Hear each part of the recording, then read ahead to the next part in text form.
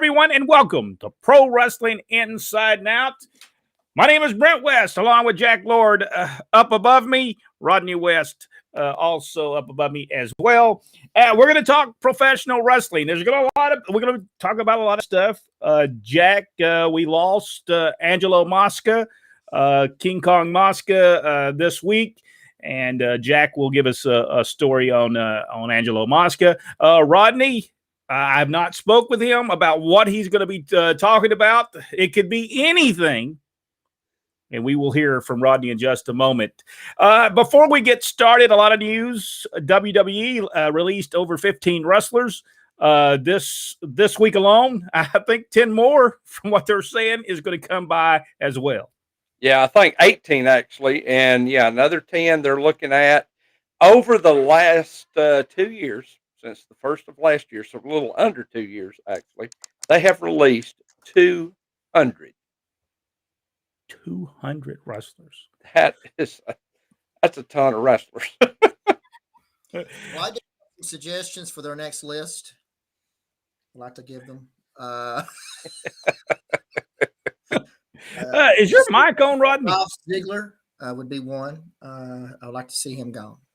Is your mic on, Rodney? I'm not for sure. Wait a minute. Actually on. I'm not for sure. Hold on here. Hold on there, cameraman. It seems that I have been unplugged. It got unplugged. Am I on now? A lot of people are getting upset about the wrestlers being released. We don't know why they're being released. I got an idea why they're being released. There's a possibility a sale is coming on pretty soon. I believe that and it just seems to me that you've sold your library basically to Peacock Network for $200 million a year or whatever it is. It just seems like that's coming very soon. What do y'all think? Yeah, I mean, it just seems like they're doing everything to maximize profits and get the books clean and to get ready to sell. Now it's we always hear NBC and Disney's in the forefront for that. Who knows where they'll go? I think it'd be a better investment for NBC since they've already got Peacock. They're already on there. They know what to do with the network. They've almost got the bugs worked out. I've not watched. I don't have Peacock Network just yet. Eventually, maybe I'll get the Peacock Network. But a lot of other things. Ring of Honor looks like there's a possibility they're not coming back because I read a story where Sinclair Broadcasting is $12 million in the hole. Basically, they have $12 million worth of debt. So, and that was brought out by Sinclair. But boy, they've been in trouble, and they've got some type of sports app that they've been working on, and a lot of it has to go with that. $8 million is for that app. So, the only thing about Ring of Honor is that it's cheap for them, especially if they're going to restructure it and make it basically an independent show, which is fine. It's going to showcase a lot of up and coming wrestlers out there. I think that's a good idea. And the payroll's not going to be that huge. I'm sure, whoever the champions are going to be, they may have a working relationship of, 30 to 60 days with them, something like that. But I think they'll keep it going. I do. Because in the end, it's programming that really they don't have to pay a whole lot for in the long run. Now, they're also the ones that are picking up the new WOW, the Women of Wrestling show. That won't debut until the fall of next year, though. WWE ratings, pretty decent, 1.8, I believe, for Raw. I'm not for sure. I didn't see what SmackDown was. Did anybody see what the SmackDown ratings was?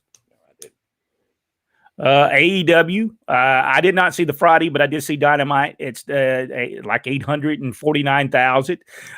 That's a far cry for 1.4 that they had when CM Punk first came back. Unfortunately, let me ask y'all this question. Does Tony Khan do too many interviews and talk about himself in AEW way too much? Yep. Rodney? Anytime you talk about yourself, you're talking way too much. He is not the Messiah of wrestling. He is not the one that's going to resurrect it. In fact, he'll probably one of the final one that will see it end, especially if we depend on him to do it. The man has completely lost his man. He's a complete mark for the WWE product. It's perfectly obvious by watching the show. And of course, it's terrible when you let the wrestlers call the shots, even though he says that he's the one doing it. No, they're the ones doing it. And that's the reason you see repeatedly the same thing over and over again through the shows. So, he's a rich kid playing wrestling, and he's not in the business of making making wrestling business.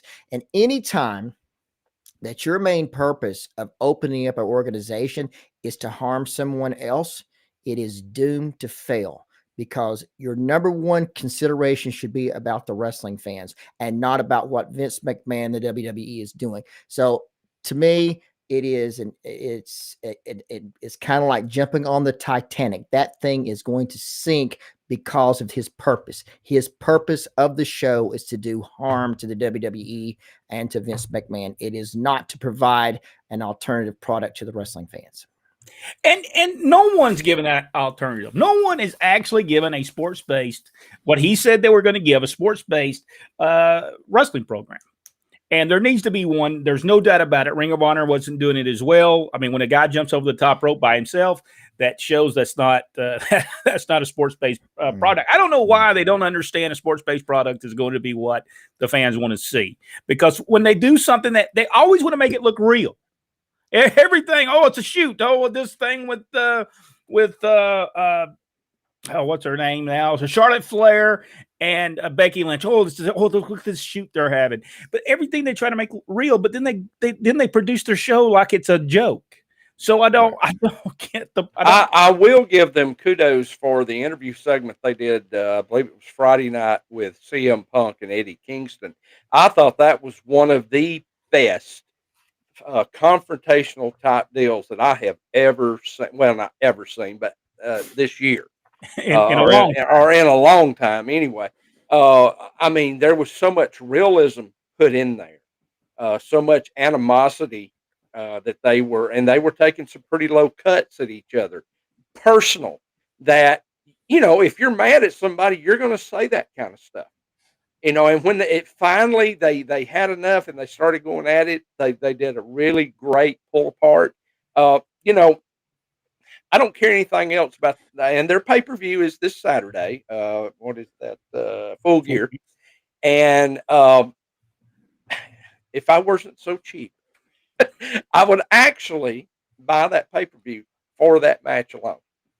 It seems like the CM Punk, the things that he does make a whole lot more sense than anything else that anybody else is doing. So I do believe CM Punk's taking care of his stuff. And I never thought I would say this, but I actually agree with something Vince Russo said. And he said, if that company wants to come up, CM Punk needs to be their champion, at least for a while. And possibly even the booker. Not Tony Khan, let him book it, because it seems like he tries to do things that make sense.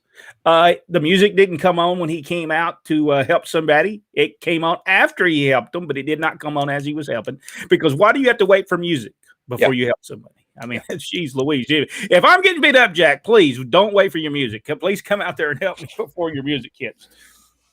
And that is not a dig at the music guy, because I know him personally, but yeah, I would rather the guys come out instead of waiting for that cue.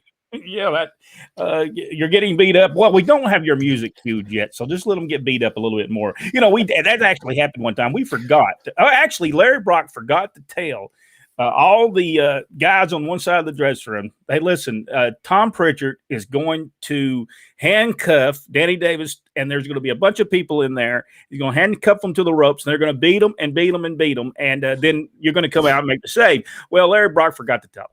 And I mean, they beat poor old Danny for, 10 minutes. And finally, he ran back there and said, I forgot to tell people. And Carl Fergie was sitting back there with some popcorn. And he was sitting there eating while that Danny just getting beat up. And I come running back through there, and I say, "Hey, Carl, you might want to go out there and help him." Oh, I'm sorry. It's always fun to watch Danny get beat up. That was the thing. I had that popcorn to sit there and watch Danny get beat up. This is 1 week. Carl Fergie came in for 1 week. He Yes. didn't really wrestle for just that 1 week, and but I'll never forget that. All right, I guess we better get to the gist of the situation. Rodney, I think you are up first with your segment, and we'll go ahead and throw it to you. Well, last week I was talking about weekly wrestling, and I wanted to follow up, and I would appreciate everybody. I want to say thank you to all the people who made comments. One in particular comment got my attention was from Waylon the President. And in one of his comments, he said it would just be impossible to do that every week now, the show every week now. It's impossible. It's a different time and place. Those great memories are gone, sadly. And I've been thinking about what he was saying, and to see if I actually agree with the fact that he thinks that wrestling could not be a weekly endeavor. I just think that, and when I'm thinking about it, I'm trying to think, is what really they're doing now that successful? These shows are primarily TV endeavors. They're TV shows. They're not really designed to be going to any kind of live event. In fact, if you go to a live event, they've kind of exposed their own business, because if you go to a live event and it's not one of their big Survivor Series or pay-per-view events or whatever, or even television, nothing's going to happen. And that's them exposing their own business. In fact, me and Jimmy Crockett had an argument over that many years ago. I think that was in 94, 95. And he told me I was out of my mind. And I said, no, when you smarten your fan base up to let people know, hey, there's nothing going to happen here. There's nothing. You just should wait to TV. You should be wait to. So basically what I'm saying is they diminish their own shows. But as far as the idea that wrestling done live shows at a weekly basis in a same market can't work today, I'm trying to think about, my experience says it absolutely can, if that is the purpose that you're making to open up your business. I believe local is the answer to a lot of the problems that wrestling is facing today. How many organizations have opened up and their main purpose was to emulate the Vince McMahon or the WWE business model? There's more than we can count, and most of them are now gone. So the idea of going in and building up in a single market. Now, will it be challenging? Absolutely. It most certainly would be challenging, because nowadays the arenas may not be available, because one of the keys back then was to have the same arena available to you week in and week out. So you may have to move around, and it may take years to get to where you would do it weekly. Also, the talent situation, your wrestlers, they might become an issue as well, because when you're doing a weekly show, you're going to have to change that talent every 13, 16 weeks. You're going to have to change at least half of that talent. And right now, you would have to build them up. Back in the day with let's just say Roy Welch and Nick Goulas, they were able to rotate this great talent over and over again. They would rotate the bounty hunters, and they would Gentleman Saul Weinroff and the Von Brauners, and you would have the interns with Ken Ramey, and they would rotate around, so that 6 months later or 3 months later, you're not going to have the same main event that you had before. So it always kept it fresh. Jerry Lawler would rotate around, and Bill Dundee, etc. So my opinion is that wrestling, in fact, could, if that is your point, if that's the reason you're actually starting to do a weekly event, it would take a time. There would be challenges that you would have to meet, but I think eventually it would work. And that is my point for the week. I will agree entirely with that statement. Jack? Absolutely. That local touch is exactly what's been missing with wrestling, and that's what I have found over the course of time, that if you will stick and build your product in a local market, you can do very well. But you got to know what you're doing. Yes. And that would be the key. The people who are currently, Vince McMahon knows how to do it. Let's make no mistake about it. He knows it's just not his business model anymore. But as far as some of the other organizations, they have no clue, never, ever even worked in one, don't know how to do it from week to week. People like Ron Fuller, Bill Dundee, Dutch Mantell absolutely could do it. Absolutely know how to do it. And in fact, if they wouldn't have pulled the plug on Georgia Championship Wrestling Superstars, I believe that would have kicked off. I believe that Georgia would have been Mid-South if Ole would have gotten out of the way and let them work. I really do. Well, let me ask you a question. Talking about working. Well, this is probably not even talking about working. But let me ask you a question, Jack. People want to know how they can support the channel. Let me ask you, have you ever forgot to order flowers or something for your wife or girlfriend, both, either way, daughter or anybody like that? Yeah, that's why I'm twice divorced. Well, if you want to support our channel, you can go to Books. There it is, Books. There it is, Books.com. And you can go, let me throw this thing up here, Books.com.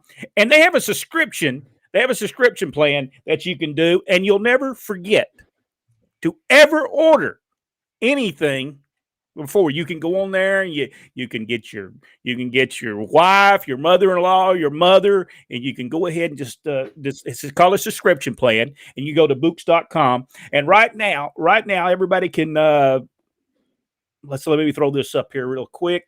You can visit Books.com. For new customers, use code NEWBOOK20 for 20% off your order. And but the subscription plan is pretty good. If you don't want to forget anybody's birthdays or anything like that, you can go over there to Books.com. And this would be the perfect time during the holidays to do that, because with all the supply chain problems that's happening, this would be perfect. And let's not forget, perfect. Valentine's Day is just around the corner. And those of you who get in trouble a lot with the wife or significant other, this would be a great investment for you. And it's a monthly subscription plan. You can go with the it's like $40 for the original monthly plan. There's a deluxe plan, there's a grand plan. They send you fresh farm flowers on your schedule. It's the best deal, up to 30% savings, plus free shipping. You get access to the description, exclusive books, which highlight the best blooms of the seasons. It's super flexible. Switch up the people who you want to send it to, the delivery dates. You can also skip a month if you'd like to, and if you've got something for the next month. But isn't there a special code they can get that they can? Yes, you go. Yes, that was. Let me hit that one more time. You can go to Books.com. Use the code NEWBOOK20. You know what I'm talking about. Books there. Do Books20 for 20% off your order. First order. So this is 20% off of the trouble you got into last week for that stupid thing you said or you didn't do. You didn't take the garbage out. Here's your opportunity to say, "Hey, I remembered." There you are. All right. Jack, I think we've lost one of our greats, Angelo Mosca, King Kong Mosca, and I think Jack's got the information on Angelo Mosca. Yeah, I've put together a short story, maybe not too short, but I'll get to it. Angelo Mosca was born in Waltham, Massachusetts on February 13th, 1937, and was an American professional football player and a professional wrestler. He was a defensive lineman in the CFL. And as a wrestler, Mosca was known by the nicknames King Kong Mosca, as well as Big Nasty. Mosca was elected to the Canadian Football Hall of Fame in 1987, the Hamilton Sports Hall of Fame in 2012, and the Ontario Sports Hall of Fame in 2013. Mosca attended the University of Notre Dame and was drafted by the NFL's Philadelphia Eagles in 1959 in the 30th round. But he had already decided to play in the CFL in 1958 for the Hamilton Tiger Cats. He was traded to the Ottawa Rough Riders on August 15, 1960, and played for the Rough Riders in 60 and 61 before joining another team for 5 games. He played his remaining years from 1962 to 1972 with the Hamilton Tiger Cats. He was a 5-time All-Star. Unlike most football players that became wrestlers, Mosca balanced both careers for many years and played football until 72, all while maintaining a high high-profile wrestling career. Mosca played in 9 Grey Cup games, more than any other player in CFL history. Mosca's teams won 5 Grey Cup games, 1 with the Ottawa Rough Riders and 4 with the Hamilton Tiger Cats. He is infamous for the 51st Grey Cup game out-of-bounds late hit on a star running back, Willie Fleming. With Fleming out of the game, the Tiger Cats went on to win the Grey Cup, and Mosca's reputation as being the meanest CFL player grew. It was a reputation he later promoted as the notorious professional wrestler King Kong Mosca. Mosca was brought into wrestling by Montreal promoter Eddie Quinn. He began wrestling in the offseason and became a full-time wrestler after his retirement from football. He wrestled all across North America, always at or near the top of the card, and almost always as a heel, even in Toronto until the late 1970s. Then he became a babyface, and in the early 1980s, the lead babyface. In 1981, the World Wrestling Federation hired him, and he wrestled as the promotion's most hated heel due to his brutal style. He became a top challenger to WWF champion Bob Backlund, but was not successful in winning the title. He also engaged in a feud with Pat Patterson, who was by then a part-time wrestler, who also did commentary on the WWF syndicated programs. Mosca had attacked Patterson at a television taping with a water pitcher. The attack was set off by comments made by Patterson, who had grown disgusted with Mosca's rule-breaking tactics and had publicly thanked the referee for disqualifying Mosca for refusing to pin his badly beaten opponent in a match. Later on, Mosca was the color commentator and wrestled for the WWF TV tapings in Ontario from August 84 until January 85 as a babyface. After being let go by the WWF, Mosca promoted the NWA in Ontario from 85 to 87. Mosca organized an NWA card in Hamilton in February 1986 called Mosca Mania that drew an excellent house of 12,000. He retired from professional wrestling that year. Mosca lived in and around Hamilton, Ontario for many years with his wife, Helen, a real estate agent. He first met her in 96 at a Tiger Cats game. They married in 98. He had been divorced once and widowed prior. He authored a book with Steve Milton called Tell Me to My Face. The book was released in September 2011. Also in 2011, Mosca got into a fight with former British Columbia Lions quarterback Joe Kapp at a CFL alumni luncheon regarding a controversial hit Mosca had made in 1963. Talk about holding a grudge. Mosca ended up hitting Kapp on the head with his cane. The video of the fight went viral and made all the worldwide sports reports that year. And you can still find that on YouTube, by the way. Mosca auctioned off the cane he used against Kapp at the following year's alumni luncheon for $7,700, with the money going towards the Alumni Association's Dire Straits Fund for struggling former players. Mosca appeared in several TV commercials in Canada in the 70s and 80s. He still made public relations appearances for the league and the Tiger Cats and for other businesses. In February 2015, he revealed that he had been diagnosed with Alzheimer's disease. His number 68 football jersey was retired by the Hamilton Tiger Cats Football Club on August 27, 2015, at a ceremony at Tim Horton Field in Hamilton. This is only the second jersey number the club has ever retired. When asked about why he liked being a pro wrestler so well, he replied, "Wrestling was tailor-made for me. If you knew how to talk and tell lies, boy, I was right there. I went all over the world." Mosca died in Hamilton at a full-time care facility where he had been for several years at the age of 84 on November 6, 2021. He is remembered by many as a Canadian sports icon and as one of the toughest professional wrestlers of all time.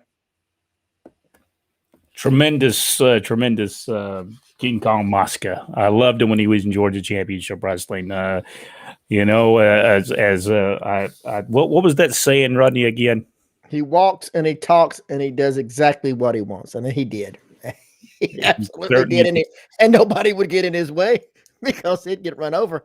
There was very few that was as big as he is. Stan Hansen was one that was big as he was. But And I was fortunate to see him during some of his one of his Columbus runs, anyway, or Georgia run. And man, he was so impressive, so impressive. I rank him right up there with Ernie Ladd because I was just shocked at how big he was the first time I saw him come out of a dressing room. Yeah, just tremendous. I thought he was one of the best Georgia heavyweight champions. I just thought that belt meant a lot when he had that the title. I just it was tremendous, and the stuff he did in Carolinas was tremendous. He got over. Oh, by the way, in the next week, we're going to have another way that you can support the channel through audiobooks now. And the only thing about it right now, I do not actually. I forgot to get the graphic that was supposed to go up there for that. But next week we'll let everyone know how you can become a new customer and receive 2 months off of your club price, and a lot of wrestling books available at audio books now. So next week we'll talk a little bit more about that, and we'll give you the information of what you can do to receive 2 months off your club price. So we'll talk about that next week. Now it's time to talk about the fabulous Freebirds. It is Part 8. So if you have not watched parts 1 through 7, it's available on YouTube.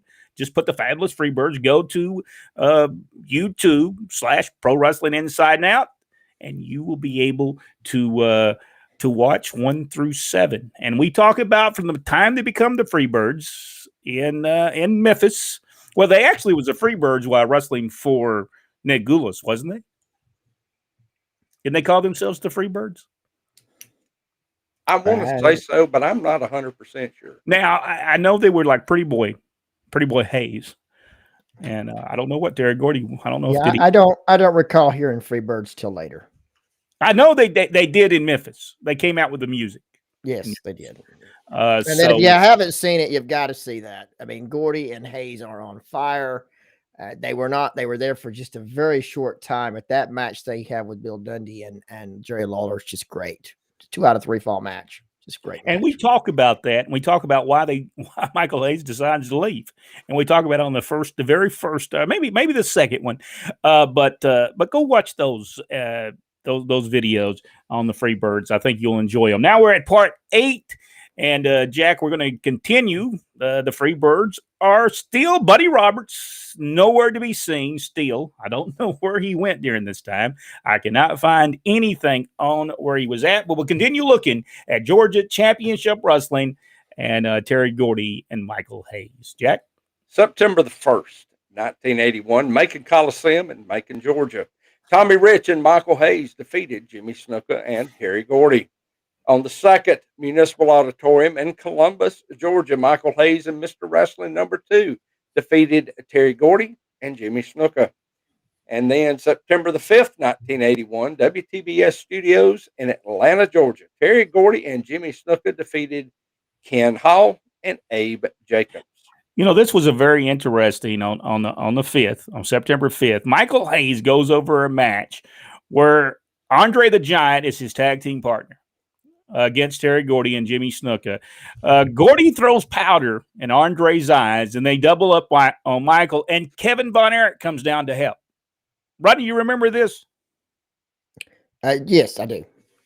Now, on television, what was so good? They had been working this thing where Jimmy Snuka come off the top rope and did the splash, and he beat people. And on television, Jimmy Snuka with Terry Gordy at ringside goes against Kevin Von Erich. Snuka comes up, hits the splash on Kevin Von Erich. Kevin kicks out. And the people into the studio, it got over with them. You knew it got over with television, too, because they had built this so long on television where Jimmy Snuka had beat them. And he goes for the claw because Snuka did the claw as well. And he blocked it, and he got his own claw. And then Gordy hits the ring, and then Michael Hayes comes out to help. This was great booking by George Scott. Don't y'all think? Yes. Yeah, George Scott knew exactly what he was doing, and thinking that they hadn't established just the claw hold for Kevin Von Erich, they should have done that. But this was tremendous stuff. And Snuka, when he came off that top rope and he hit the splash, people thought it was over, and the big kick out, it shocked the studio. The people goes nuts, and yeah, just tremendous stuff. On September the 12th, the very next week, Terry Gordy and Jimmy Snuka defeated Bobby Garrett and Bob Russell. Gordy and Snuka. Snuka wins the match with the top rope splash. Hayes come out and tells Gordy he will put a diaper on him, and he starts calling him Baby Huey, which I think he had started weeks before then. They do a little fight, but I'm going to tell you during this time, Terry Gordy did better interviews at this point in time than Michael Hayes. Yeah, Terry was on.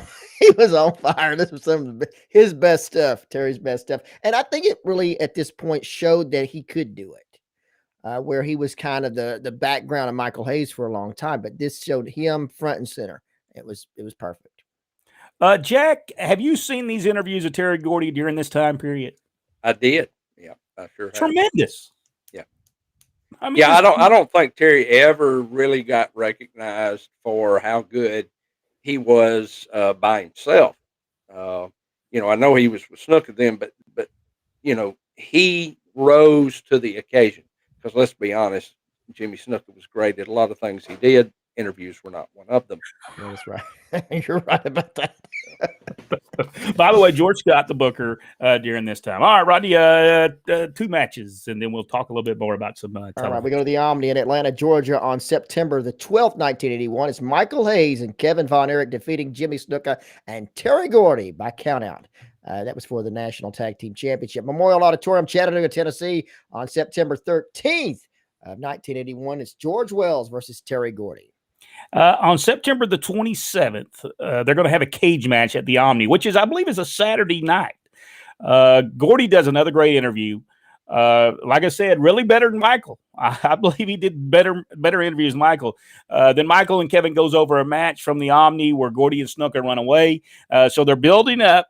They're building up for a cage match on September the 27th in the Omni in Atlanta. All right, Jack? September 20th, 1981, Memorial Auditorium in Chattanooga, Tennessee, Michael Hayes versus Terry Gordy.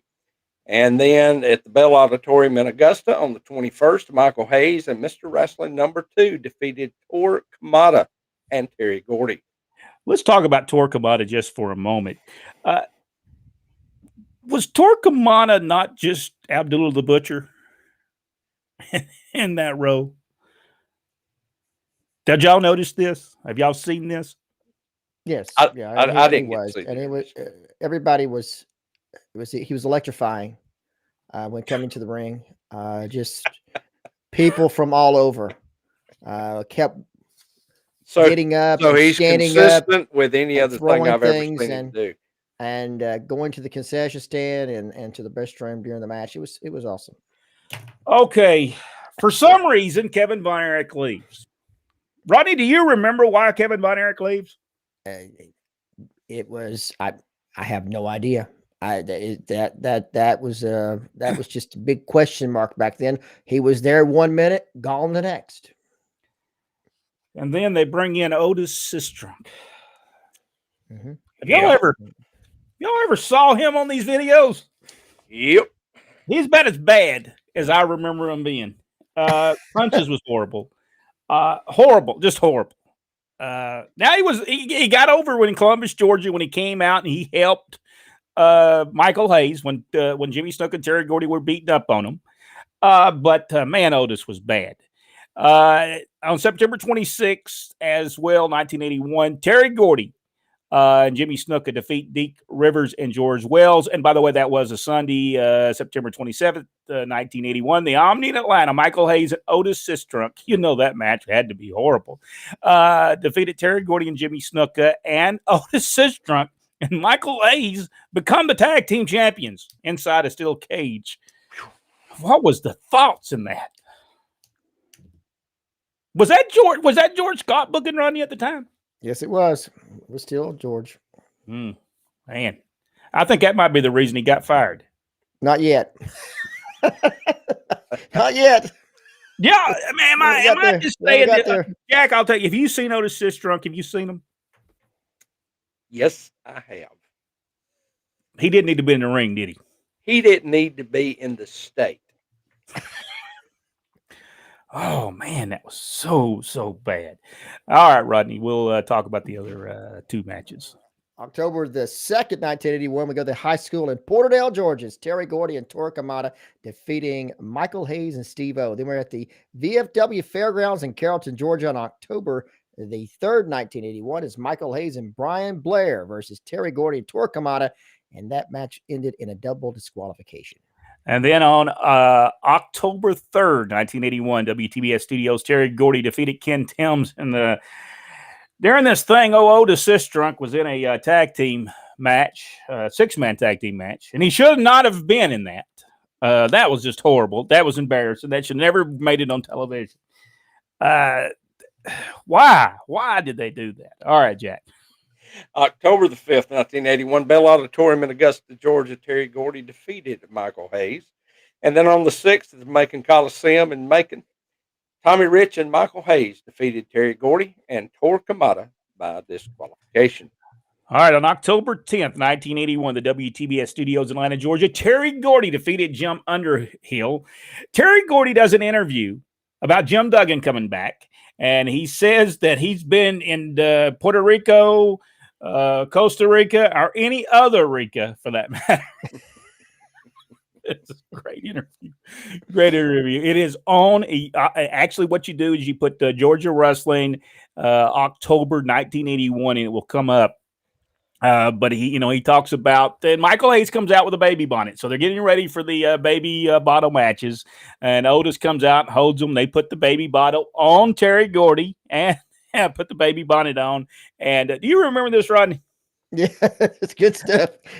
Gordy, where they stuck it in his mouth, had this big old red spot on the side of his mouth when they shoved the baby bottle in his mouth. Again, he told a great story. Terry Gordy told a great story. He did great interviews. For those people that didn't think Terry Gordy, just go back and watch this time period. Terry Gordy does some great interviews. He tells the story like no other. You're not going to embarrass me, and when we meet each other, I'm going to embarrass you. And both of them did such a great job. But even Michael Hayes did a great job on telling the story. And by the way, Hayes and Otis Sistrunk had a match on that same show, and again they shouldn't have, because then you got Michael Hayes and Otis Sistrunk in there. October the 11th, the Memorial Auditorium in Chattanooga, Tennessee, Michael Hayes defeated Terry Gordy in a lumberjack match. Rodney, I don't remember. I'm pretty sure we were there. Was Terry Gordy? Did people like him more than Michael Hayes in Chattanooga? No. Okay, I just wanted. They stayed in their lane. So no, it didn't. October 17th, 1981, and I do not remember this. Terry Gordy and Jim Duggan teamed up to go against Brian Blair and Joshua Stroud. Rodney, do you remember this? I have no, I don't recall the Terry Gordy, Jim Duggan team, actually. I do not remember. I don't remember this at all, actually. They actually team with each other. Jim Duggan wins the match with a backbreaker. Gordy and Duggan got a great reaction from the TV audience. When they came out, they had such, I believe Jim Duggan and Terry Gordy could have drew a lot of money in Georgia. Because they, not saying that Jim Duggan was tremendous when you look at Otis Sistrunk at that time. I mean, it looked like, he was he was like a Bret Hart at the time. October 17th, 1981, the TBS studios, Terry Gordy and Jim Duggan, once again, same, they did 2 hours, one against defeated Ken Timms and Bob Rue. Duggan once again wins the match with the backbreaker in the gut, the gut wrench. Then the Omni in Atlanta, baby bottle match. They plugged this thing to get it ready. They really did a good job at getting this ready at the Omni on October 18th, 1981. Michael Hayes defeated Terry Gordy. So I guess Terry Gordy had to put the baby bonnet. By the way, those drew pretty decent money. Dick Slater did those with Wrestling 2 in the early 70s. That drew some money. October 24th, 1981, here's Terry Gordy and Jim Duggan again against Jim Gallagher and Mike Jackson. Terry Gordy wins the match with a pile driver. October 25th, Veterans Memorial Fieldhouse in Huntington, West Virginia. Terry Gordy defeated Brian Blair, and I don't remember Brian Blair being in Georgia. He was there. I just never remember it. And on October, because it was once again, it was like Torquemada. It was absolutely electrifying. Then on October 31st, 1981, on an edition of Georgia Championship Wrestling, Roddy Piper, was not Rowdy yet. Roddy Piper arrives in Georgia, and he was tremendous from the first time he came to Georgia. I mean, he was so good. Austin Idol also returns, and he has a confrontation with Michael Hayes during that show. All right, Rodney.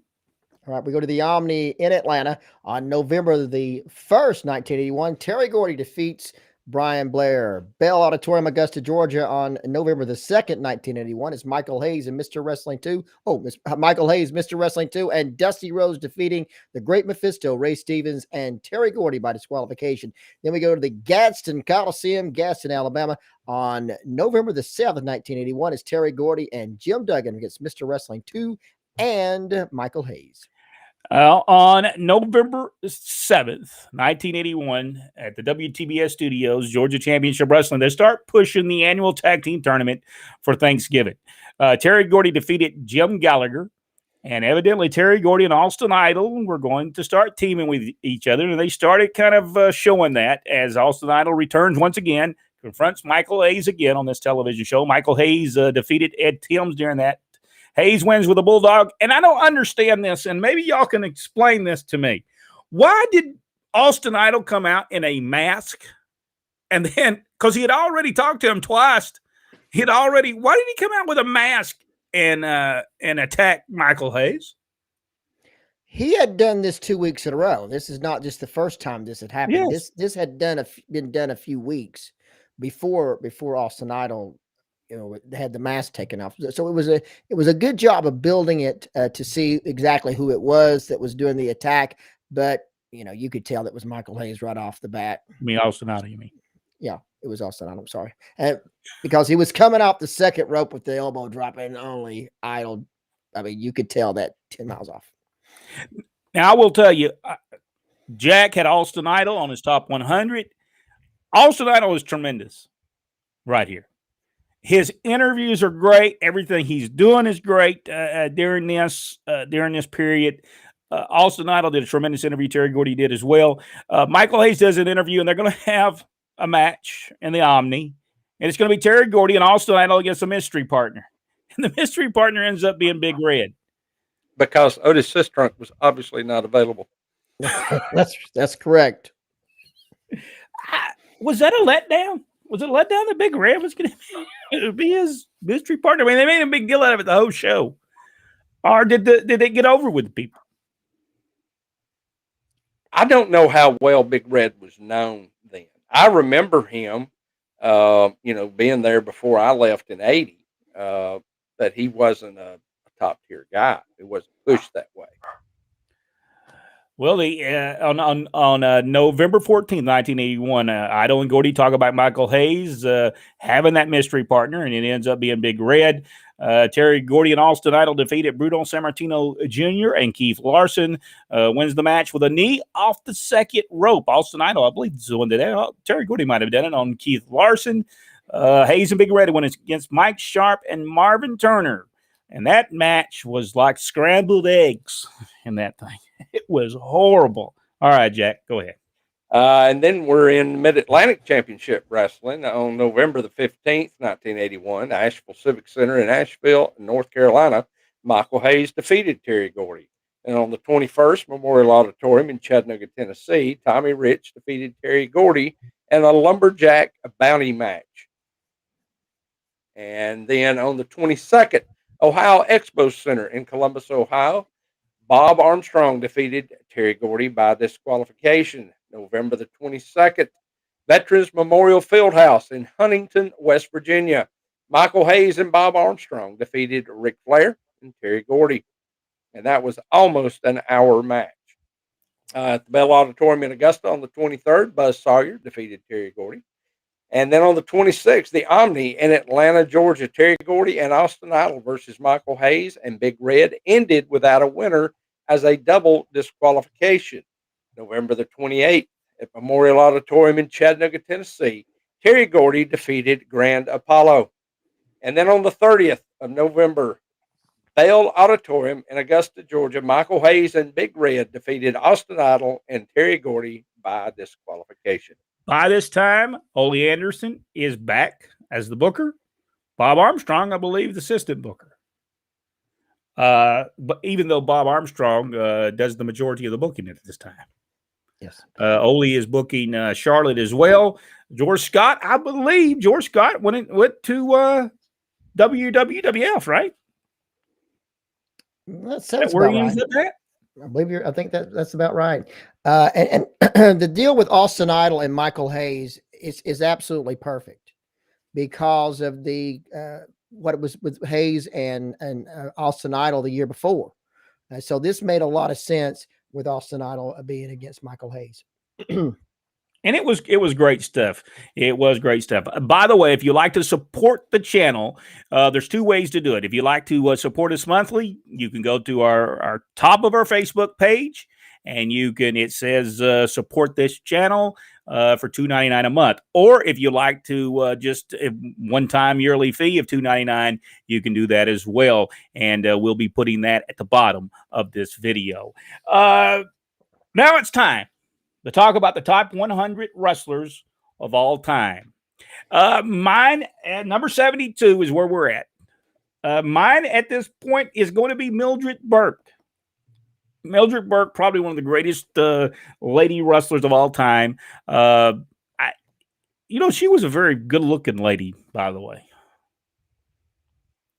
As we see her right there. Let me talk a little bit about Mildred Burke, because some people may not know who she is. Mildred Burke is considered to have one of the strongest female competitors to ever participate in professional wrestling. Before starting her wrestling career, she was an office stenographer. Is that stenographer?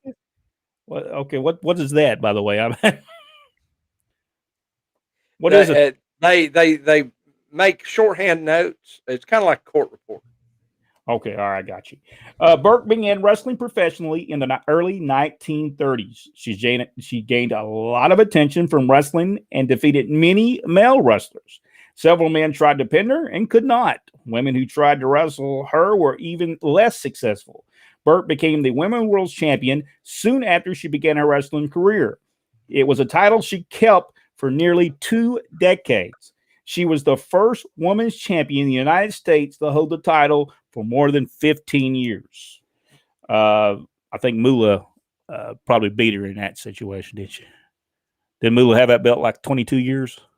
Yeah, for a very long time. And in fact, it looks like the same belt that Moolah had as well. Yes, it does. Mildred was born in Coffeyville, Kansas on August 5th, 1915. She was the youngest of 6 children. At the age of 15, she started working on the Zulu Indian reservation as a waitress.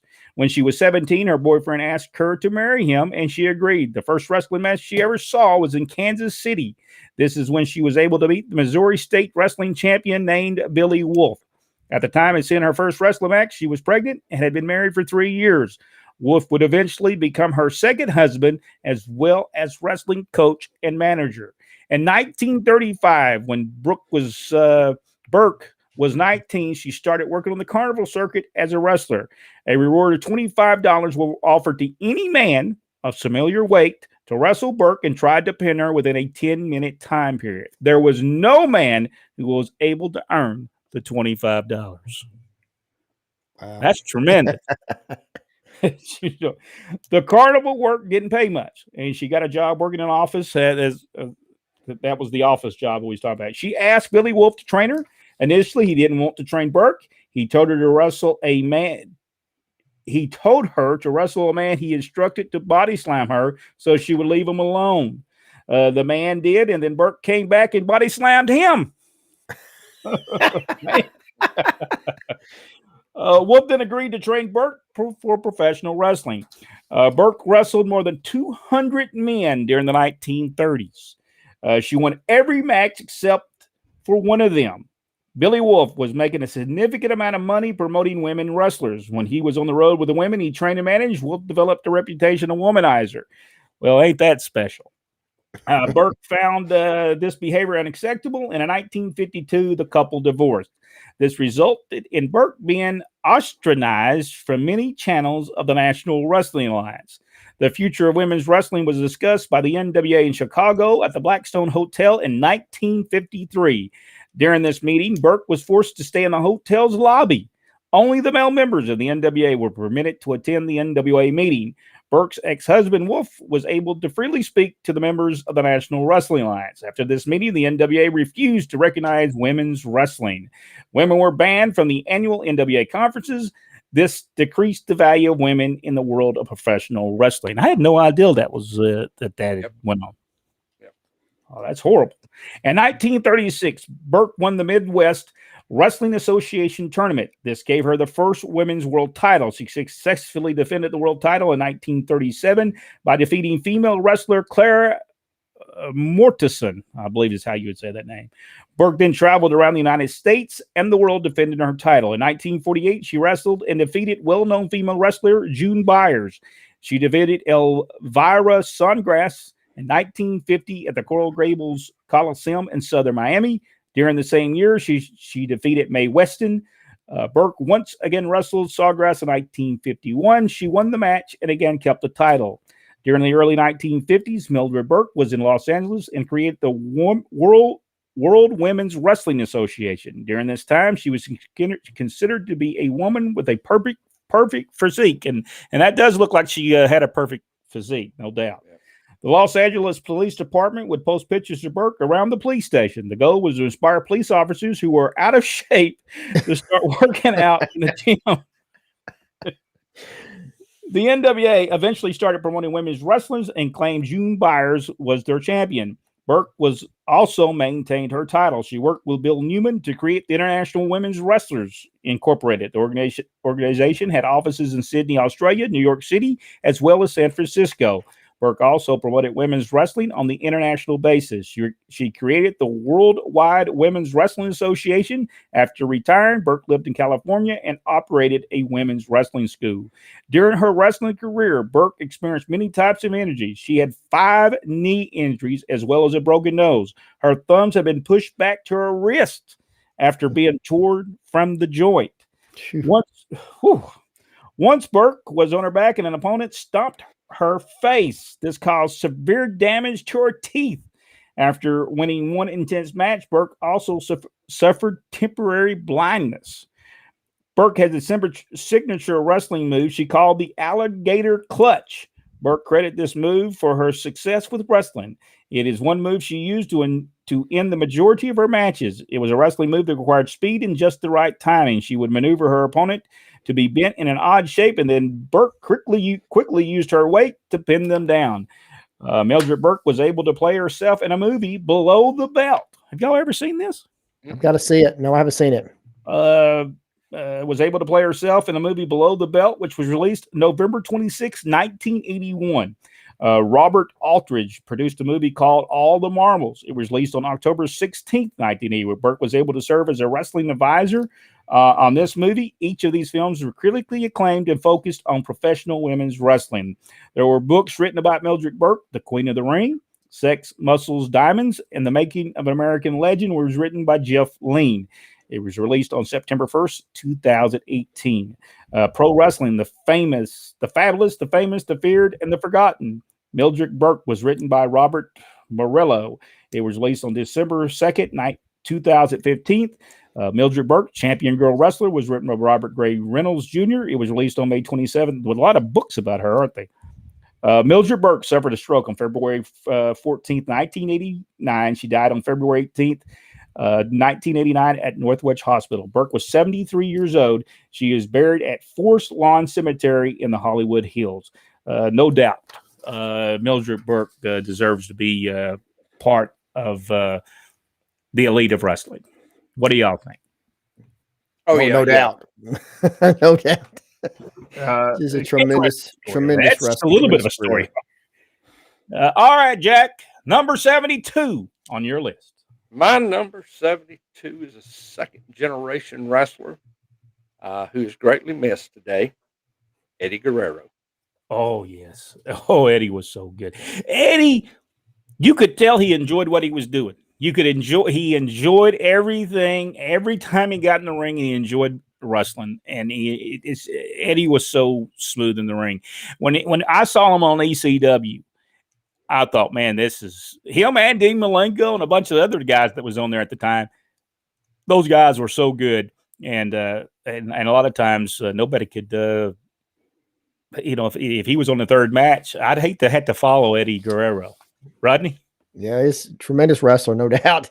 Very skilled. In fact, I believe big star in Mexico before coming to the United States from the Guerrero family. Just a tremendous wrestler and a proven star, no doubt about that. All right, Rodney. Number 72. My 72 is a guest that we've had on here. It is Jerry Oates from Columbus, Georgia. I've got Jerry, just a tremendous wrestler. No matter what he did, he always a great match, always in fantastic condition. Pushed everywhere to the maximum except for Georgia.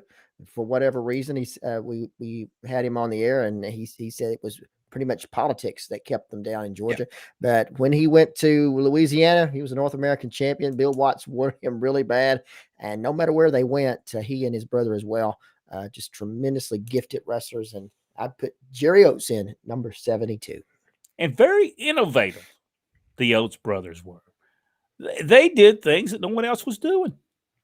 And it was just tremendous stuff during that point in time. Yeah, Jerry Oates definitely deserves to be in that.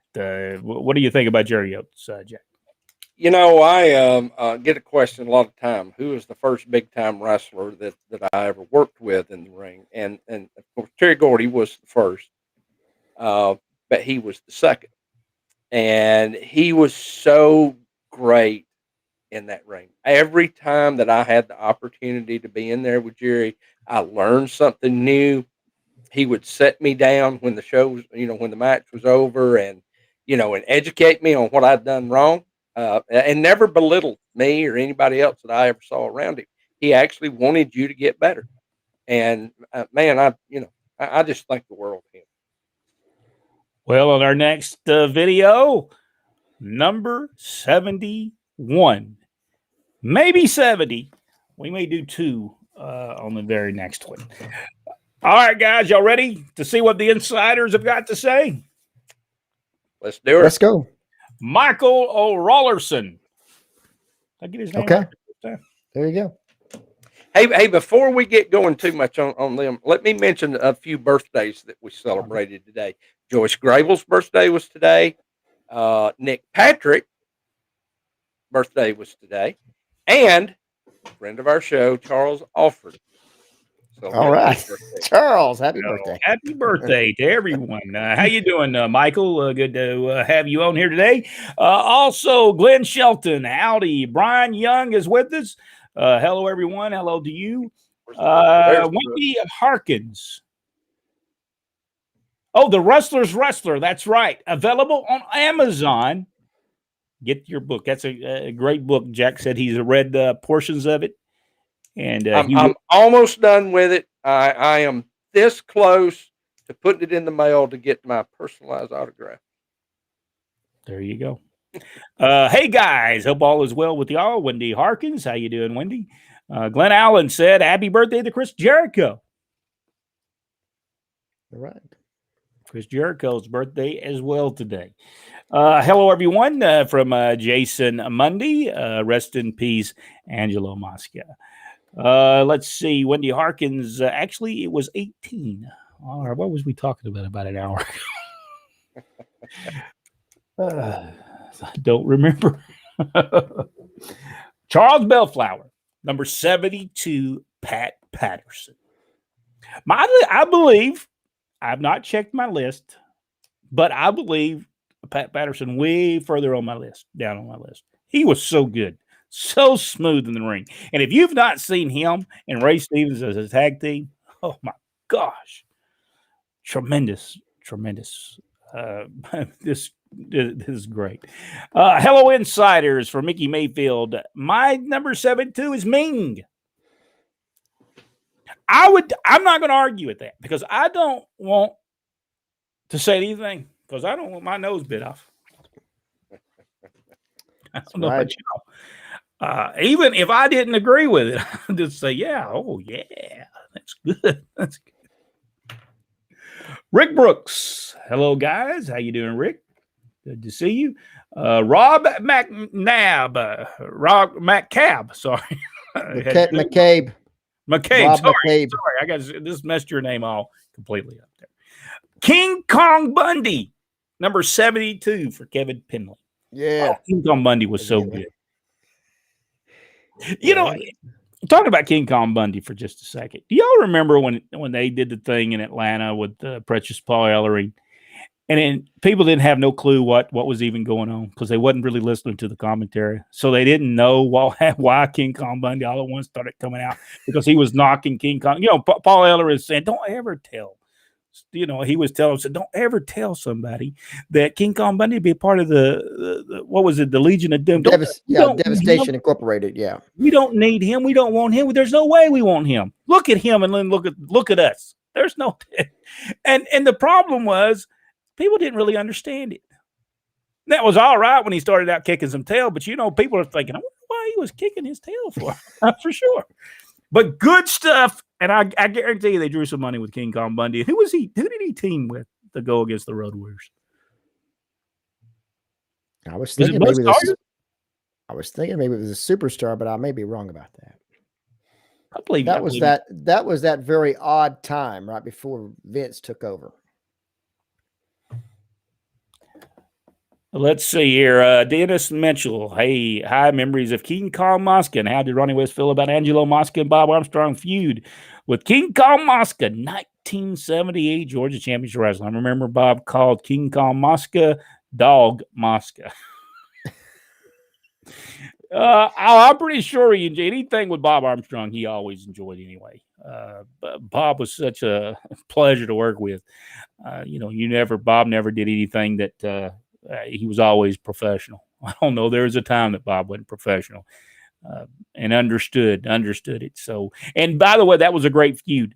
King Kong Mosca during this point in time, but after he got hurt, he just kind of left.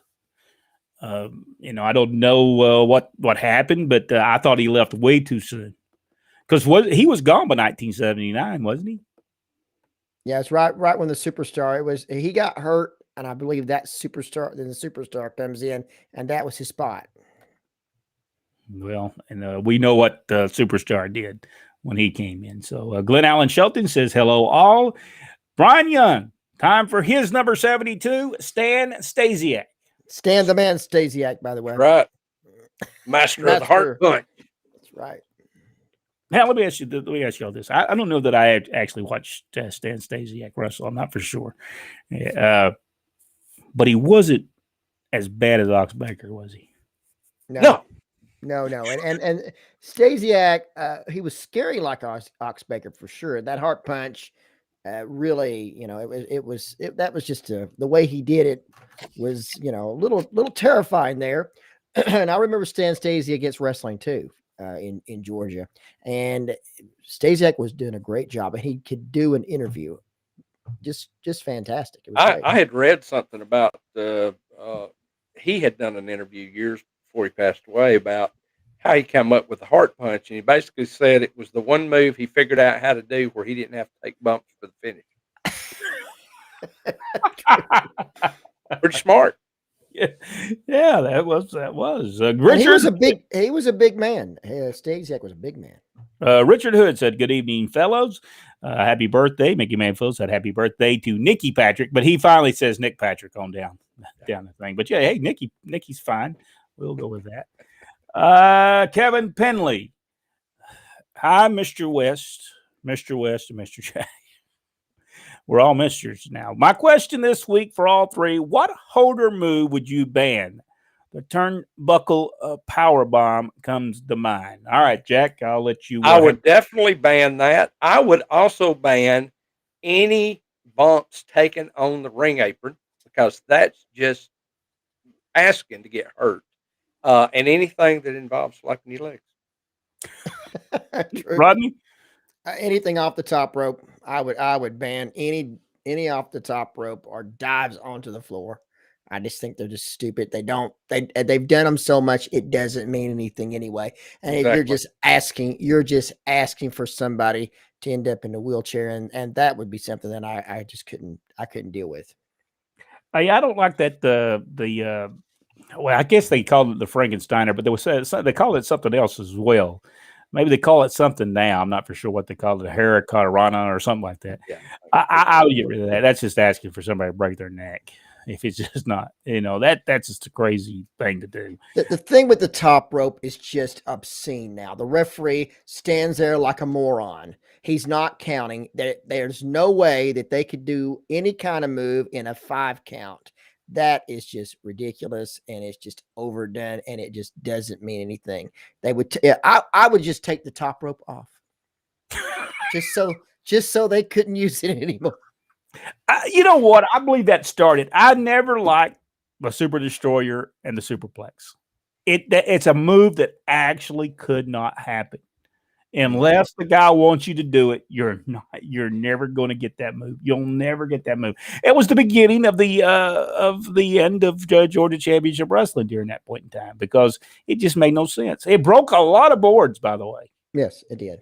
It was a move that could have been done from the second rope, and maybe it would make a little bit more sense. But we never liked it. Even then, we didn't like it.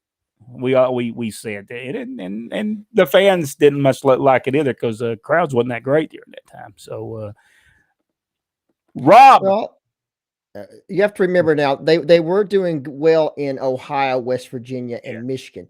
In fact, we'll get into it in later shows. The fact that Georgia started running Ohio, West Virginia, and Michigan actually damaged their relationship with the fans in Georgia to the point of no return. And fact of the matter is, probably never another sold out crowd in Georgia when the day that they went to Ohio, West Virginia, and Michigan. It was just a total betrayal. This same thing happened for Continental Wrestling as well. Yes. They went from Dothan, Birmingham, where everything would happen, and Florence. They'd show tapes from everywhere. And then all at once, everything happened in Knoxville, Tennessee. Nothing ever happened in Birmingham. Nothing ever happened in Dothan. Nothing ever happened in Florence. Well, that goes back to what we were talking about earlier in the program where, I had the argument with Jimmy Crockett, or you were with us when we had the argument with Jimmy Crockett about nothing happening in towns. You began to expose your business when things only happen in Knoxville. Nothing's happening in Birmingham. Nothing's happening in Dothan. Nothing's happening in Pensacola. And you could tell nothing was happening in Pensacola because there was nobody in the building. And Mobile was a definite DOA. It was just awful. And it was just so blatant that the company no longer cared about Birmingham and nobody or any of Alabama. All they cared about is Knoxville. All we heard about is Knoxville. The only time they said a camera was to Knoxville. It was just, and we're screaming. What were you doing in Birmingham? What are you doing in Montgomery? You're doing nothing. You're doing it all for Knoxville. Well, we're making money in Knoxville. There's a reason you're doing stuff there. You're not doing anything in the other towns. So, yeah, it was never a good thing. It was never good. Ring of Honor was my last guest for Wrestling Officially Done Now, and even them at the end, even the last few shows they did was horrible. I mean, they just was horrible. The thing with the guy that dressed up like he was the vampire and all that guy he don't need to be wrestling. It's a joke. Are you talking about the Danhausen? Yes, it's just a joke. Well,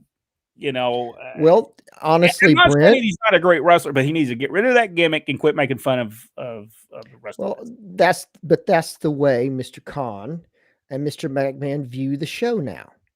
They view it as a joke. They do not take it seriously at all. And again, there are TV companies. They have no intentions of ever branching out into anything else. And I think they miss out on a valuable revenue stream by not doing it.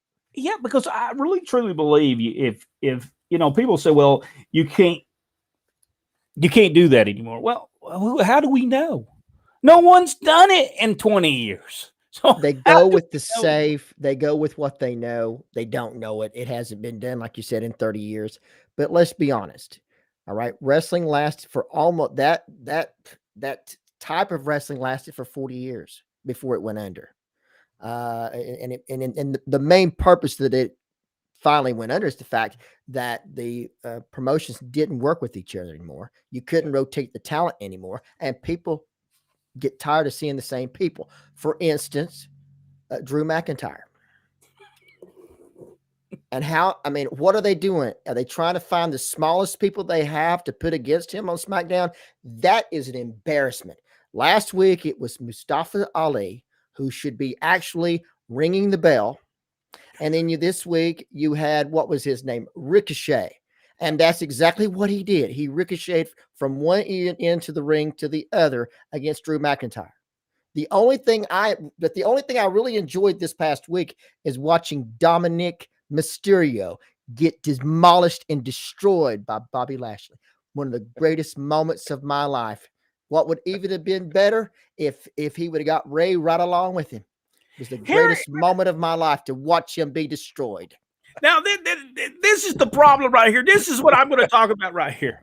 Stop it right here. Why did they keep Dominic over the top of Harry Smith? Now, why is it? Because Rey Mysterio. But let me just tell you, Rey Mysterio's drew every bit of dime he's ever going to draw in the wrestling business. Great wrestlers, great bet, but he's been there 20 years. He's not going to draw no more money. He's true what he's going to draw.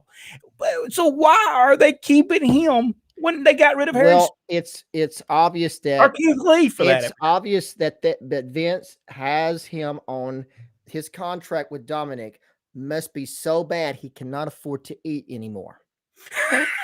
He actually turned sideways and blended in with the ring post. Bobby almost couldn't find him during the whole thing. And my understanding is that Vince thinks he has a great future. If he thought he had such a great future, why doesn't he take that boy to the gym with him? He needs to. Boy, that was disastrous. And we've seen like I said, to watch Bobby, and it was, and he's a class act. Bobby Lashley is a class act. He is not just a star; he's a superstar. And it was good to see him back on there again. And it was even better to watch him destroy Dominic. It was just my pleasure to watch. What is not my pleasure is Drew McIntyre and wrestling these people that have no business in the ring with him. Victor Nash, hello, all. My number 72 is Kurt Hennig. I would agree with that tremendously. Kurt Hennig, though, the only thing that Kurt Hennig did was took bumps that was stupid. Tremendous wrestler, but man, that cost him in the end. It cost him too. It cost him his career by doing that as well. Messed his back up. I mean, let's be honest. When he would take bumps, he'd just take bumps and just hurt. And that kick to the leg where he goes head over heels was stupid. He shouldn't have been doing it in the first place. But he deserved to be on it. He deserved to be in it. And if he had somebody to go and say, "Hey, Kurt, don't do that anymore. It looks bad. Don't do that anymore." And don't do it because you're going to hurt yourself. There's no reason for it. Well, and nobody said anything to him. He didn't know. He thought he was doing right, I guess.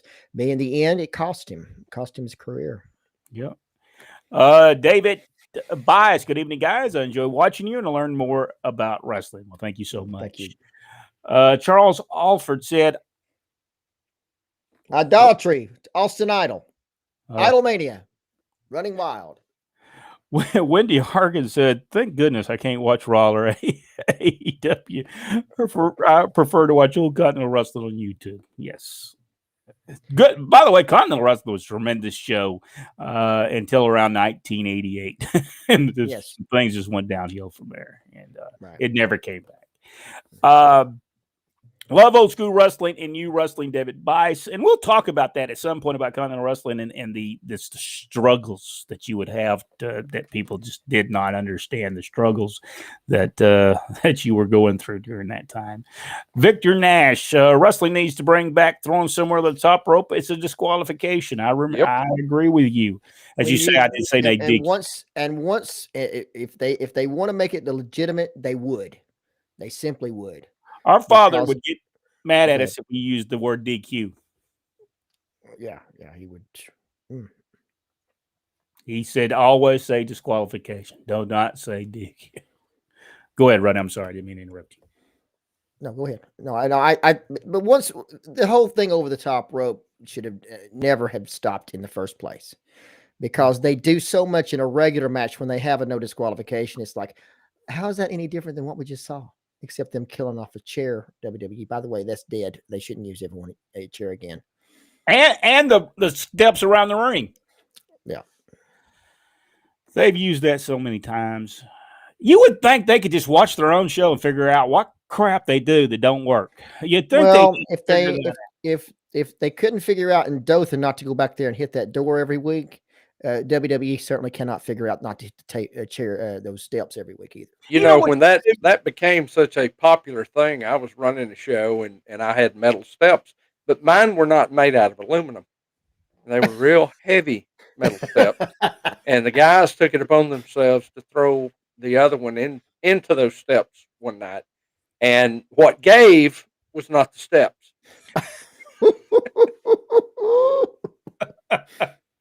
I just don't get why you just keep on doing the same thing over and over and over again. There's so many different things you can do, and I just don't get why they do it. Vince will do a comedy spot, then want to do a serious spot.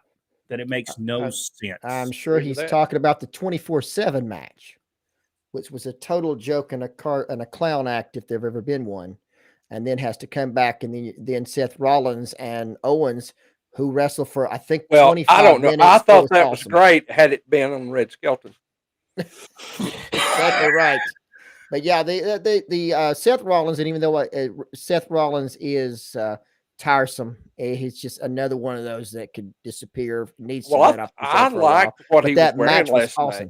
Yeah, he looked like Paddington Bear, but I thought the match was great. 25 minutes. He and Kevin Owens wrestled, and pretty decent and decent from what I could see. Even though I wouldn't do half the stuff they were doing, but still pretty decent, and proved that they could go the distance if they need to. But then they anyway, there you go. Wendy Harkin said Full Gear was on her birthday. Didn't know that. God bless you. Thomas Alexander. What do y'all think about the new NWA? Not much. I have not. I watched I guess it was their first season. I thought some of the stuff was good. I didn't like the comedy aspect they were trying to do. Now, I don't know that they're still doing that. I haven't watched this new season, and I want to, because like I've said many times, I know so many of the folks there. In fact, Jax Dane and Crimson are having a cage match on I think it's tonight's show maybe, or I can't remember when it's coming up. But anyway, they got a lot of great talent there, and I'm eventually, maybe next month, maybe that's my Christmas present to myself, I'm going to subscribe to it and catch up with all that. And we have talked about this amongst ourselves that we're going to kind of dedicate.